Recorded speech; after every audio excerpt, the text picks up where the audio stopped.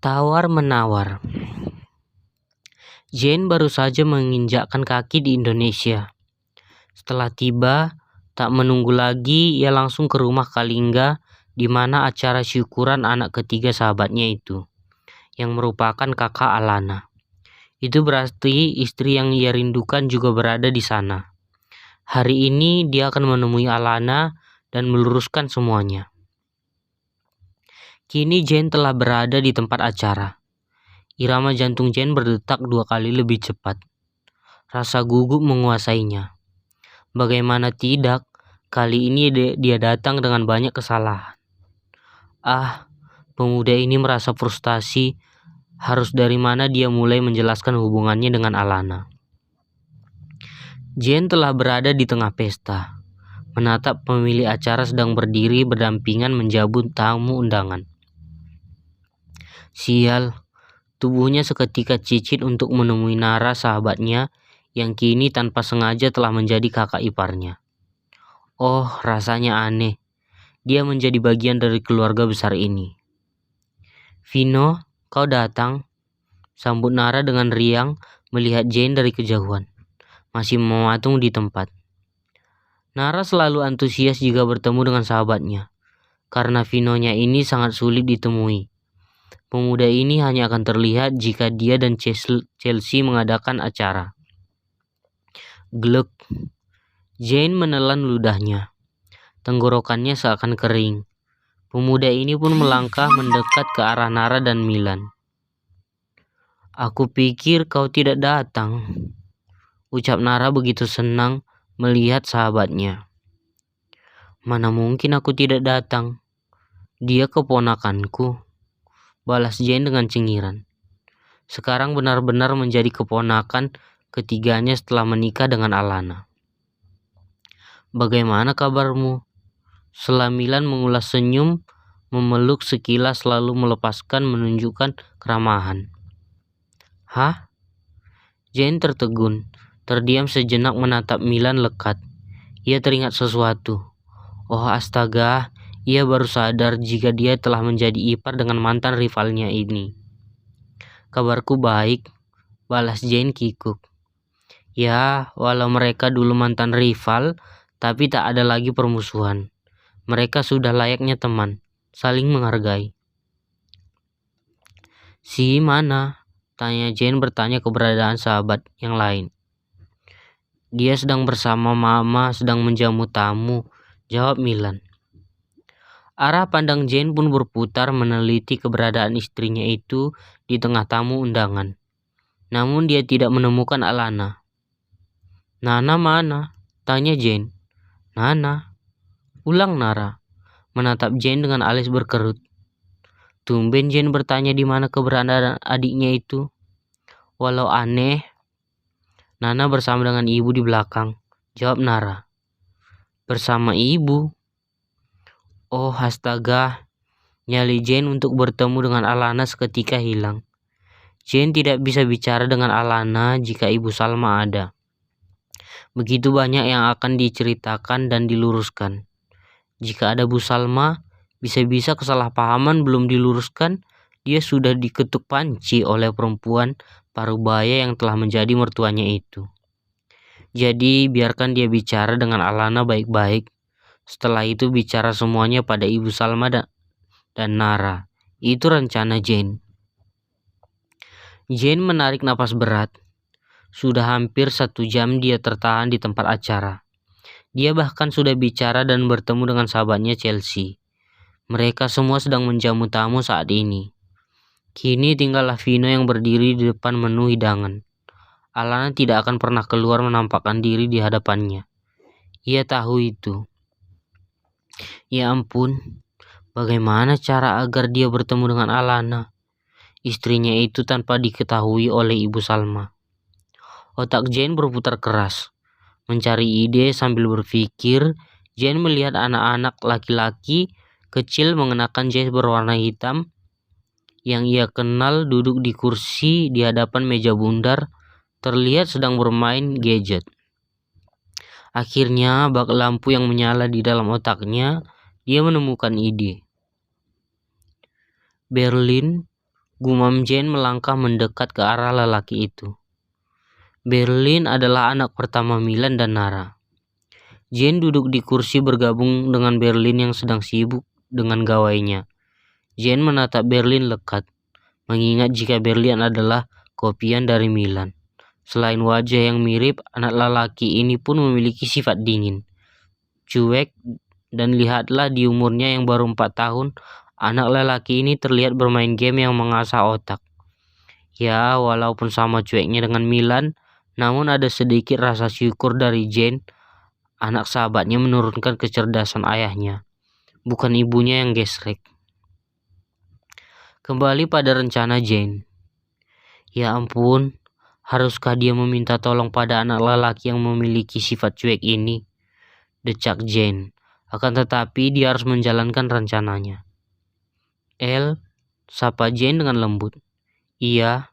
Berlin menatap sekilas Jane, lalu kembali pada gawainya. Terlihat serius sekali dia. Jane mendesah kasar. Tuh kan, bisakah dia berharap pada anak lelaki ini? Belum apa-apa sudah menyebalkan. Paris mana? Tanya Jane akhirnya bertanya tentang satu anak kecil yang ia kenal. Paris adalah anak sahabatnya juga dari Chelsea. Anak lelaki itu riang dan lembut, ceria sama seperti ayahnya Kay. Lebih baik dia menyuruh Paris saja daripada Berlin. Paris bersama dengan Auntie si jelas anak kecil ini, tanpa melihat Jane.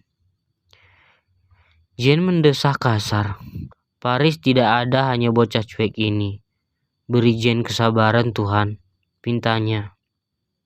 El, Uncle mau tanya.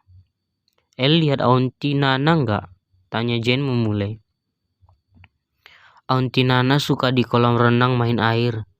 Jelas bocah kecil ini serius. Semakin mengusap layar gawainya. El bisa tolong Uncle tidak? Mendengar kata tolong, Berlin menghentikan aksinya. Kini mengarahkan pandangannya pada Jane. Tolong apa Uncle Vino?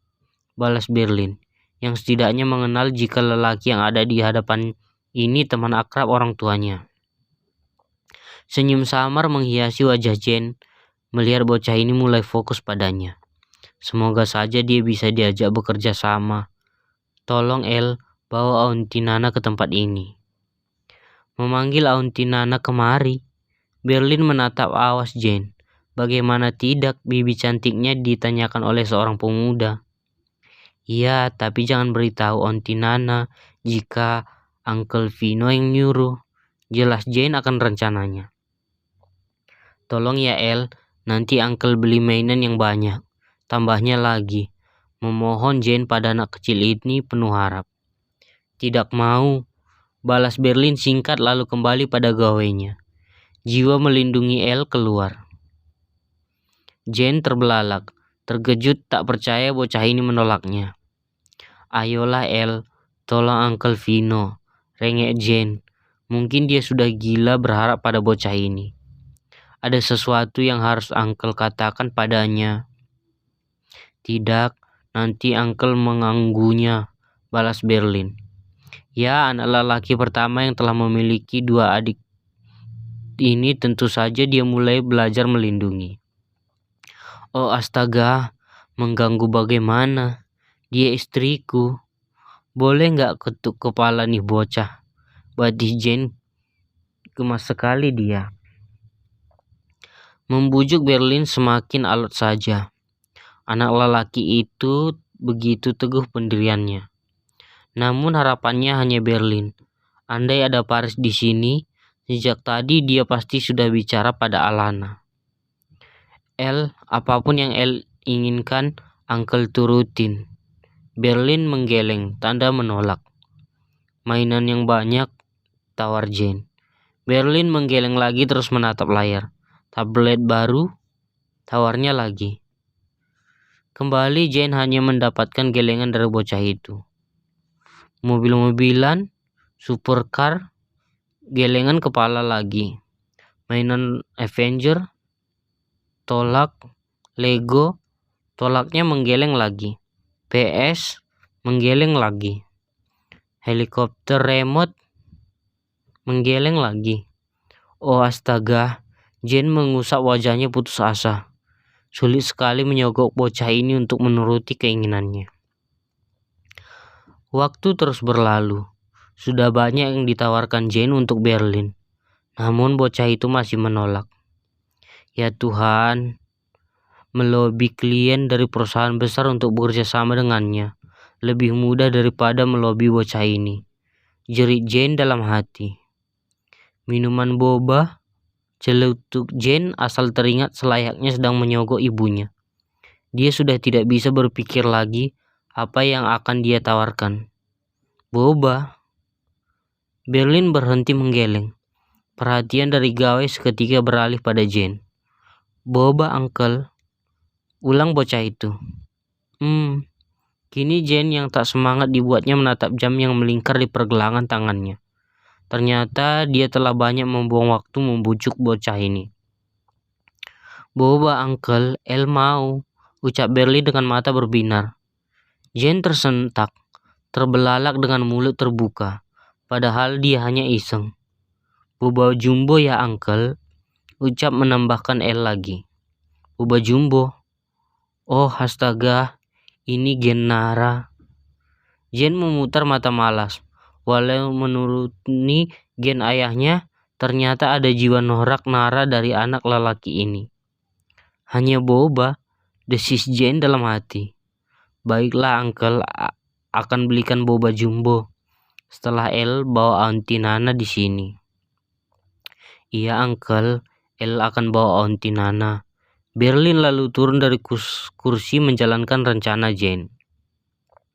Ingat, jangan beritahu jika Uncle yang menyuruhmu, pesan Jane. Uncle tenang saja. Ingat boba jumbo El, ucap Berlin dengan senyum ceria kemudian berlalu. Siap, balas Jane menaikkan jempolnya. Jane menghela napas, sudah bersusah menawarkan banyak mainan mahal. Membuang banyak waktu, ternyata bocah itu hanya ingin minuman boba. Yes, senyum kemenangan terbit di wajah Jane. Dia berhasil. Setelah tawar-menawar penuh drama panjang, kini tinggal menunggu bocah itu membawa Alana ke hadapannya, lalu mereka akan bicara. Debaran jantung Jane terpompa 2 kali lebih cepat. Akan bertemu dengan perempuan yang ia cintai itu. Sungguh dia sangat merindukannya. Jane terus berdiri menunggu dengan tak sabar hingga ia mengerutkan alisnya saat mendengar suara musik memekakan telinga telah teralun. Ia mengenal nada itu. Itu adalah lagu andalan mereka. Irama awal lagu perawan atau janda yang menghentak. Vin, kau di sini. Ayo dangdutan. Suara perempuan menyapa Jane. Sesosok perempuan cantik telah berada di hadapannya. Apa dia bilang dangdutan? Rahang Jane seakan ingin jatuh. Oh ya ampun, tahan dulu. Jangan sekarang. Dia ada urusan penting. Vin, ayo. Chelsea telah menarik tangan Jane, bergabung bersama dengan Nara. Mau apa? Tanya Jane. Ya mau dangdutan lah, sahut Nara. Jangan saat ini. Aku sedang tidak ingin. Tolak Jane memasang wajah memelas. Dia harus bertemu dengan Alana dan bicara penting. Kau tidak boleh menolak. Ayo cepat. Kau harus nyawer. Paksa Nara mendorongnya menuju ke panggung. Jane ingin berteriak kencang. Dia sudah bersusah payah membujuk Berlin untuk membawa Alana padanya. Hei, tahukah kalian betapa sulitnya membujuk bocah itu untuk mau menjalankan rencananya? Dan sekarang tinggal menunggu perempuan itu berada di hadapannya. Dia malah ditarik untuk dangdutan oleh 2 sahabatnya ini. Ini gila. Ah, bagaimana ini? Dia harus bicara pada Alana. El akan membawa Alana ke tempat ini. Dia malah harus dangdutan.